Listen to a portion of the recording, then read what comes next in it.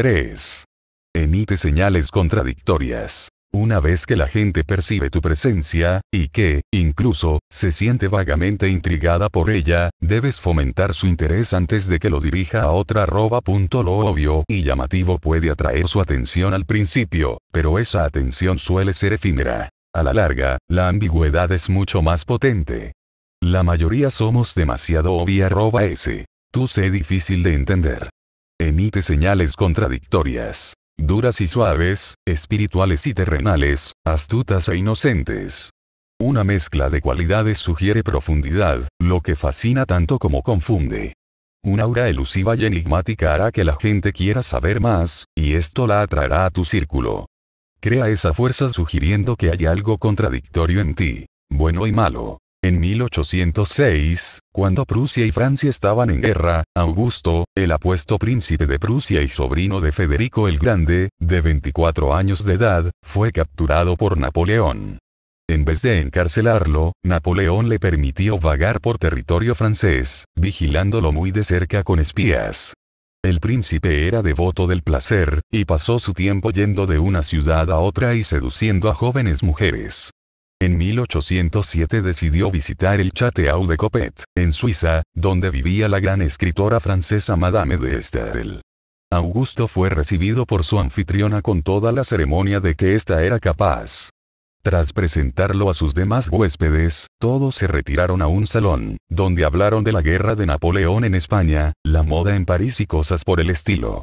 De pronto se abrió la puerta y entró otro huésped, una mujer que por algún motivo había permanecido en su habitación durante el alboroto del arribo del príncipe. Era Madame Recamier, de 30 años, la mejor amiga de Madame de Staël.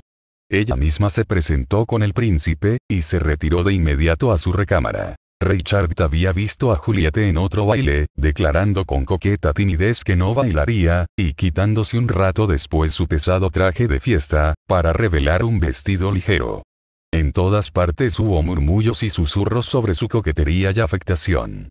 Como siempre, vestía de satén blanco, con un amplio corte en la espalda que dejaba ver sus hombros encantadores.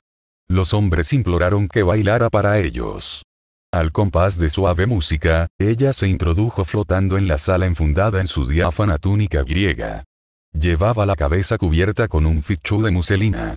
Se inclinó tímidamente ante el público y luego, girando un tanto, sacudió con los dedos una pañoleta transparente, para que produjese por turnos la impresión de una cortina, un velo, una nube. Todo esto, con una extraña mezcla de precisión y languidez. Movía los ojos en forma sutil y fascinante. Bailaba con los ojos. Las mujeres juzgaban sensual toda esa serpentina ondulación del cuerpo, esa despreocupada inclinación rítmica de la cabeza. Los hombres se sentían transportados al reino de la dicha celestial. Juliette era un ángel fatal, y mucho más peligrosa por parecer un ángel. La música se atenuó. De pronto, gracias a un hábil truco, Juliette soltó su cabello castaño, que se derramó en nubes a su alrededor. Casi sin aliento, desapareció en su tocador, iluminado apenas. Y hasta allá la siguió la gente, que la contempló recostándose en su diván cubierta por una bata suelta, con una apariencia elegantemente pálida, como la psique de Gerard, mientras sus doncellas le refrescaban la frente con agua de colonia. Margaret Rouncer, Madame Recamier. Augusto sabía que Madame Recamier estaba en el Château. De hecho, había oído muchas historias sobre esa infausta mujer, a quien, en los años posteriores a la Revolución Francesa, se consideraba la más bella de Francia. Los hombres enloquecían por ella, en particular en los bailes, cuando se quitaba el chal y revelaba los diáfanos vestidos blancos que había vuelto famosos, y bailaba con desenfreno. Los pintores Gerard y David habían inmortalizado su rostro y forma de vestir, y aun sus pies, juzgados los más hermosos que nadie hubiera visto jamás. Además, ella había roto el corazón de Lucien Bonaparte, hermano del emperador Napoleón. A Augusto le agradaban mujeres más jóvenes que Madame Recamier, y había ido al Château a descansar. Pero esos breves momentos en los que ella había acaparado la atención con su entrada repentina lo tomaron por sorpresa. Era tan bella como la gente decía. Pero más impresionante aún que su hermosura era su mirada, que parecía muy dulce, verdaderamente celestial, con un dejo de tristeza. Los demás invitados siguieron conversando, pero Augusto ya solo podía pensar en Madame Recamier. Durante la cena esa noche, la observó. Ella no habló mucho, y mantuvo la vista abajo, pero volteó una o dos veces, directo al príncipe. Terminada la cena, los huéspedes se reunieron en la galería, y alguien llevó un arpa. Para deleite del príncipe, Madame Recamier empezó a tocar, entonando una canción de amor. Entonces, ella cambió de repente. Había picardía en sus ojos cuando lo veía. La voz angelical, las miradas, la energía que animaba su faz hicieron sentir al príncipe que la cabeza le daba vueltas. Estaba confundido. Cuando lo mismo sucedió la noche siguiente, Augusto decidió prolongar su estancia en el Château. En los días posteriores, el príncipe y Madame Recamier pasearon juntos, remaron en el lago y asistieron a bailes, en los que él la tuvo por fin entre sus brazos. Charlaban hasta bien entrada la noche. Pero nada se aclaraba para él. Ella parecía muy espiritual, muy noble, pero luego estaba un roce de la mano, un súbito comentario insinuante. Tras 2 semanas en el Château, el soltero más codiciado de Europa olvidó sus hábitos de libertinaje y propuso matrimonio a Madame Recamier. Se convertiría al catolicismo, la religión de ella, y Madame se separaría de su vetusto esposo. Ella le había dicho que su matrimonio no se había consumado nunca, y que por tanto la Iglesia católica podía anularlo. Madame Recamier se iría a vivir con él a Prusia. Ella prometió hacer lo que él quisiera. El príncipe salió corriendo a Prusia, en busca de la aprobación de su familia, y Madame regresó a París para obtener la anulación requerida. Augusto la abrumó con cartas de amor, y esperó. Pasó el tiempo. Creyó enloquecer. Entonces, por fin, una carta. Ella había cambiado de opinión. Meses después, Madame Recamier envió a Augusto un regalo. El famoso cuadro de Gérard en el que ella aparecía recostada en un sofá. El príncipe pasó horas frente a él, tratando de penetrar el misterio detrás de esa mirada. Se había sumado a la compañía de las conquistas de Madame Recamier. A hombres como el escritor Benjamin Constant, quien dijo de ella: "Fue mi último amor. El resto de mi vida, fui como un árbol fulminado por un rayo". La idea de que 2 elementos distintos se combinan en la sonrisa de Mona Lisa se les ha ocurrido a varios críticos. En consecuencia, hallan en la expresión de la bella florentina la representación más perfecta de los contrastes que dominan la vida erótica de las mujeres. El contraste entre reserva y seducción, y entre la ternura más fervorosa y una sensualidad implacablemente demandante, que consume a los hombres como si fueran seres extraños. Sigmund Freud, un recuerdo infantil de Leonardo da Vinci. Interpretación. La lista de las conquistas de Madame Recamier no hizo sino volverse cada vez más impresionante conforme su edad avanzaba. En ella estuvieron el príncipe Metternich, el duque de Wellington, los escritores Constant y Chateaubriand. Para todos estos hombres, Madame Recamier era una obsesión, que no hacía más que intensificarse cuando se alejaban de ella. La fuente del poder de Madame era doble. Primero, poseía un rostro angelical, que atraía a los hombres. Esa cara apelaba a su instinto paternal, encantando con su inocencia.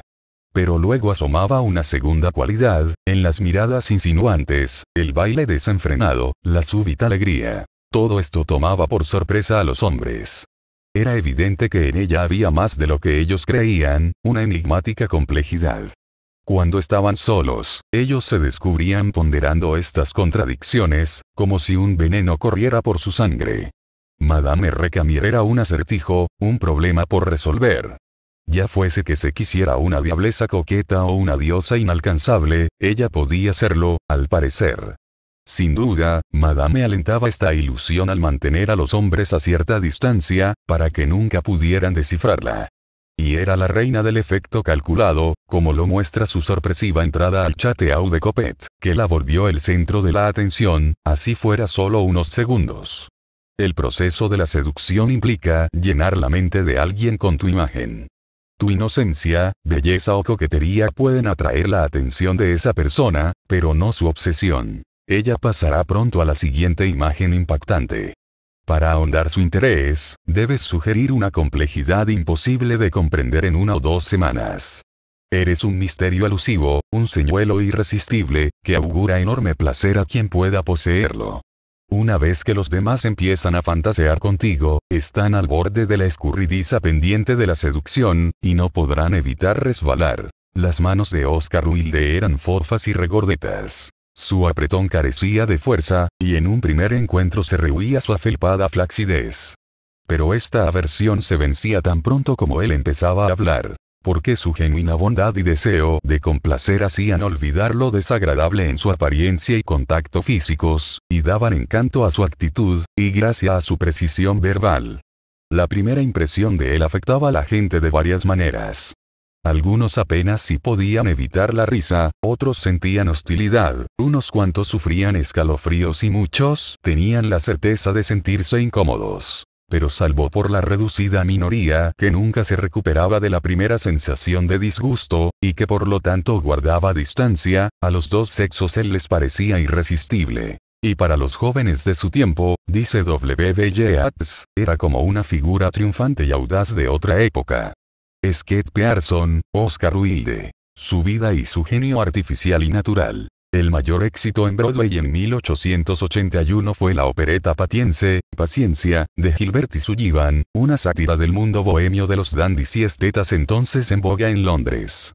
Para aprovechar esa moda, los promotores de la opereta decidieron invitar a una gira de conferencias en Estados Unidos a uno de los estetas más notorios de Inglaterra, Oscar Wilde. De solo 27 años en aquellos días, Wilde era más famoso como personalidad pública que por el pequeño conjunto de sus obras. Los promotores estadounidenses estaban seguros de que su público quedaría fascinado con ese hombre, a quien imaginaban paseando siempre con una flor en la mano, pero no esperaban que ese efecto fuera perdurable. Él dictaría un par de conferencias, la novedad pasaría y ellos lo embarcarían de regreso a su país. La suma ofrecida era cuantiosa, y Wilde aceptó. A su llegada a Nueva York, un empleado aduanal le preguntó si tenía algo que declarar. No tengo nada que declarar, contestó él, salvo mi genio. Llovieron invitaciones. La sociedad de Nueva York tenía curiosidad por conocer a esa rareza. Las mujeres hallaron encantador a Wilde, pero los periódicos fueron menos amables. The New York Times lo llamó una farsa estética. Una semana después de su arribo, Wilde dio su primera conferencia. La sala estaba a reventar. Habían asistido más de 1000 personas, muchas de ellas solo para ver cómo era él. Y no se decepcionaron. Wilde no portaba una flor, y era más alto de lo que suponían, pero tenía una larga y suelta cabellera y llevaba puesto un traje verde de terciopelo con corbatín, así como pantalones de montar y medias de seda. Muchos en el público se desconcertaron. Al mirarlo desde sus asientos, la combinación de su gran estatura y lindo atavío era un tanto repulsiva. Algunas personas rieron francamente, y otras no pudieron ocultar su malestar. Supusieron que ese hombre les sería odioso. Pero entonces él comenzó a hablar. El tema era el Renacimiento inglés, el movimiento del arte por el arte de la Inglaterra de fines del siglo XIX.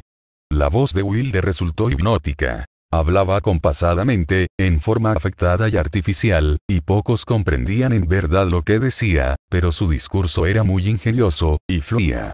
Su apariencia era extraña, sin duda, pero ningún neoyorquino había visto ni oído nunca a un hombre tan enigmático, y la conferencia fue un gran éxito.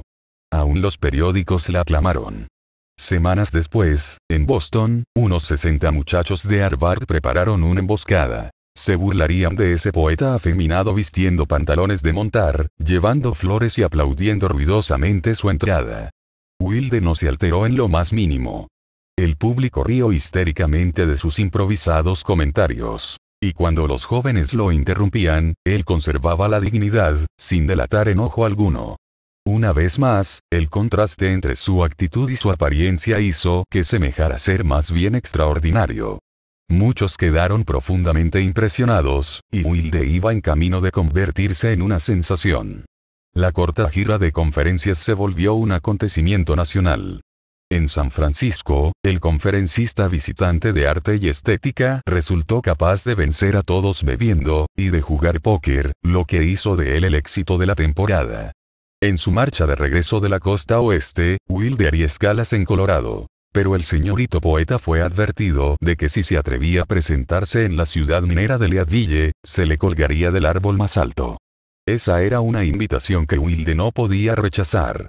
Al llegar a Leadville, ignoró a los impertinentes y las miradas desagradables. Recorrió las minas, bebió y jugó cartas, y luego conferenció sobre Botticelli y Cellini en las tabernas.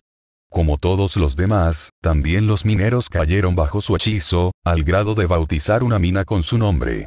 A un vaquero se le oyó decir: este amigo será muy artista, pero nos puede vencer bebiendo a todos, y llevarnos cargando a casa de dos en dos.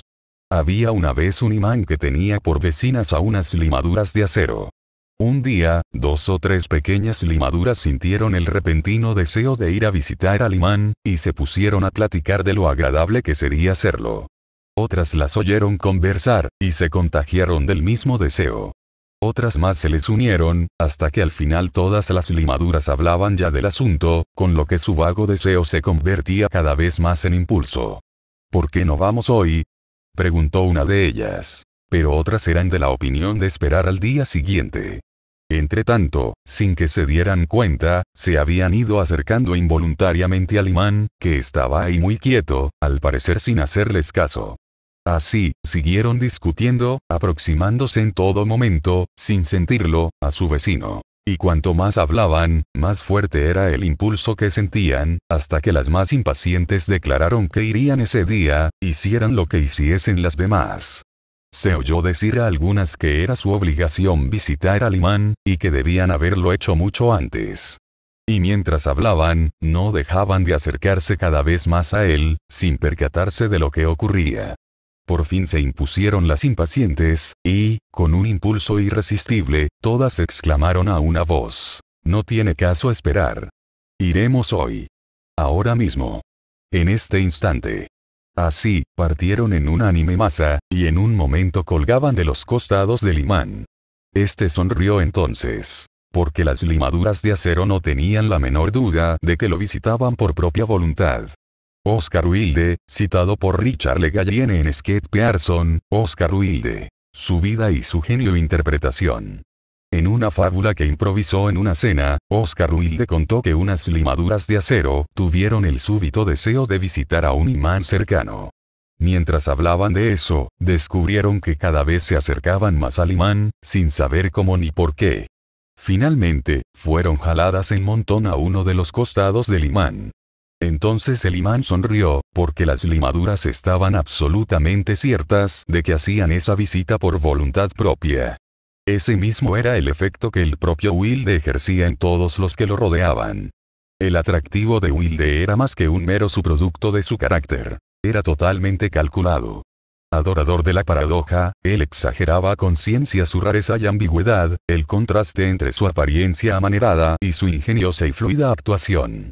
Naturalmente cordial y espontáneo, creó una imagen que iba contra su naturaleza. La gente se sentía repelida, confundida, intrigada y finalmente atraída por ese hombre, que parecía imposible de entender. La paradoja es seductora porque juega con el significado.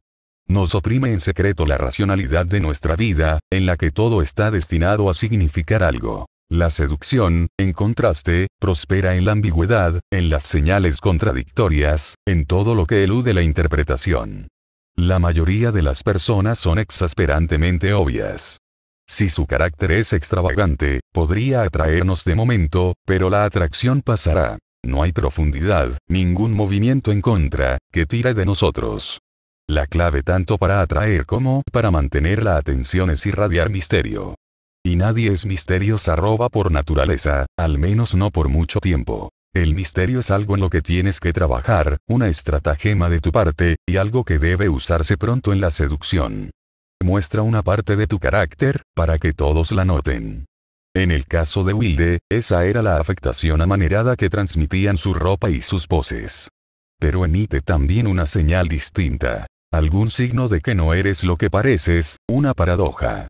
No te preocupes si esta cualidad oculta es negativa, como peligro, crueldad o amoralidad. La gente se sentirá atraída por el enigma de todas maneras, y es raro que la bondad pura sea seductora. La paradoja era en su caso solo la verdad puesta de cabeza para llamar la atención.